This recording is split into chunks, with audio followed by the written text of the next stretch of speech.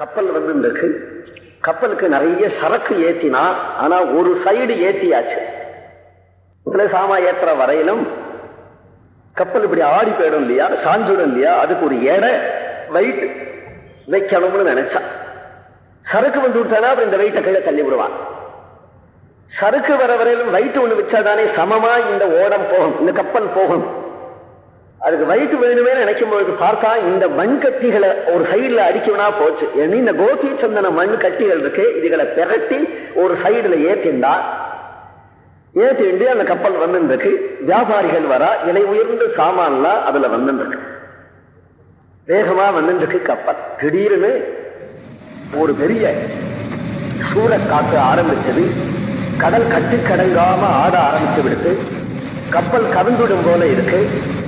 இவர் கப்பல்ல வர வர வர வர உடனே உயிருக்கு ஹானி, சரக்குகள்லாம் கீழே நஷ்டமாயிடும், என்ன ஆகும்னு தெரியல. கப்பல்ல வரக்கூடிய வியாபாரிகள் பயப்பட ஆரம்பிச்சுட்டா, அழ ஆரம்பிச்சுட்டா, கதறா. ஓட்டுநர் மாதிரி சொன்னால் என்னதான் அடக்கட்டும், என்னால அடக்க முடியல சாமி. சமுத்திரம் பொங்க ஆரம்பிச்சு விடுது, கரைக்கு போக மாட்டேங்கிறது. ஆனா கரை அதோ இருக்கிறது தெரியறது. எவ்வளவு நான் பிரயாசப்படுறேனோ அவ்வளவு வெளியில கொண்டு தள்ளி விடுறது, கடல்ல கொண்டு தள்ளி விடுறது அப்படின்னு நம்ம நினைச்சுட்டு இருக்கும் பொழுது அந்த கடற்கரையில மத்வாச்சாரியார் இருக்கிறார். தண்டத்தோட கமண்டலோட நிற்கிறார். இவாள் எல்லாரும் பார்த்தா அதோ ஒரு மகான் நிற்கிறார். அவருடைய தபோபலத்தாலே நம்மளை காப்பாற்றினாரா.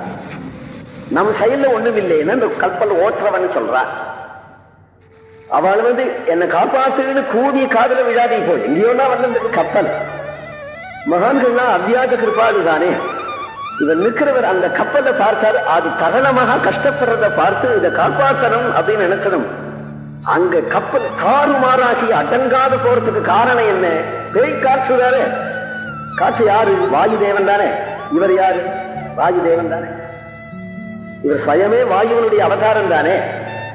அப்போ வாயு இவர் சர்வசாஸ்திரமும் வேதமும் அத்தியனம் பண்ணவரா இருப்பதனால வேதத்தினுடைய மகிமையை காட்டணுங்கிறதுக்காகவே வாயு சூக்தத்தை சொல்றார். வாயு சூக்தத்தை சொல்லி வாயு தேவனை சந்தோஷப்படுத்தி அந்த வாயுவை அடக்கின பிறகு அந்த கப்பல் தானே கிட்டகவார்.